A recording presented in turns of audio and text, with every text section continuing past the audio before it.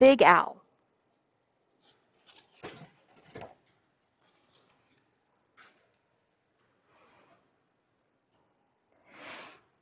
In the wide blue sea there was a very friendly fish named Big Owl.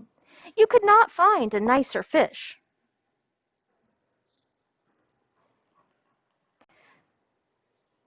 But Big Owl was also very, very scary.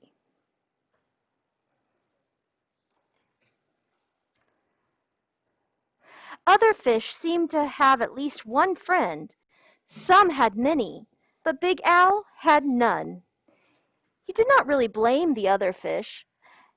How could he expect little fish to trust a great big fish with eyes and skin and teeth like his? So Big Owl was lonely and cried big salty tears into the big salty sea.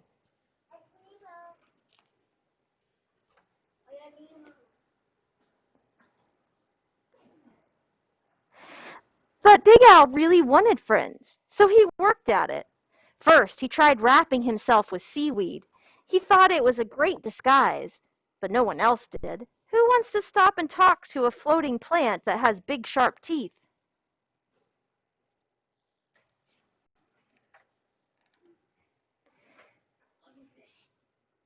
Then he thought that if he puffed himself up round, the other fish would laugh and see how clever and silly he could be.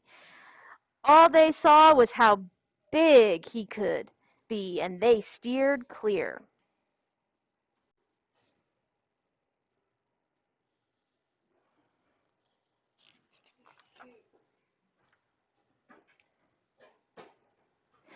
Very early one morning Big Owl went down to the bottom and flopped and wiggled himself into the sand until he was almost covered up.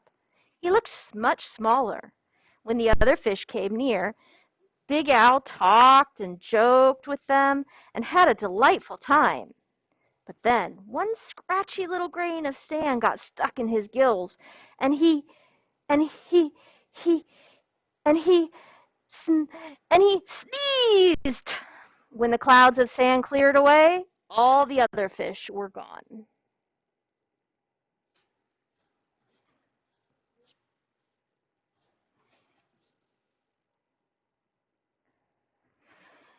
Big Al even changed his color one day so he could look like he belonged to a school of tiny fish passing by.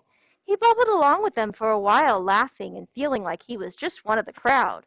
But he was so big and clumsy, when all the tiny fish darted to the left and then quickly back to the right, Big Al just plowed straight ahead, and he bumped and thumped right into the little fish. Before he could even say, "Excuse me," they were gone, and he was all alone again, sadder than ever.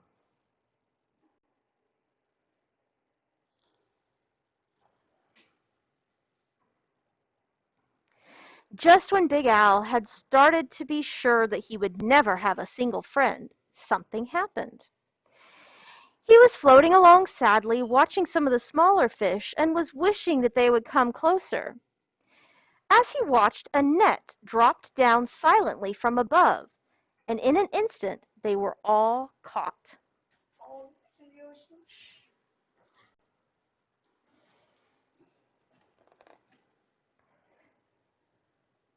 Big Al forgot all about being lonely, and he forgot all about being sad.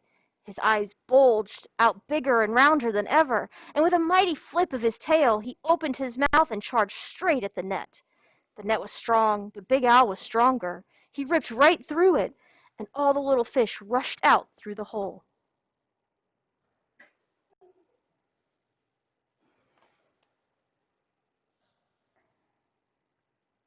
But when Big Al tried to turn around and go out of the hole, he got all tangled up in the net. He was stuck. The net went higher and higher toward the bright surface of the sea. The little fish watched Big Al as he disappeared above them.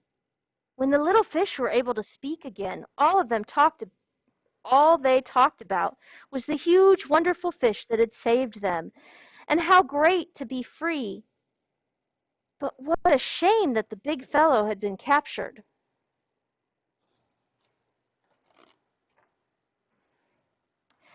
Just then there was a tremendous crashing splash above them, and the small fish darted away.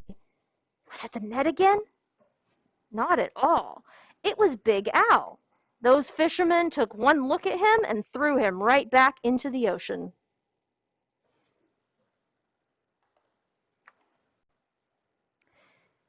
And now there was one huge, puffy, scary, fierce-looking fish in the sea who has more friends than anyone else. Big Al.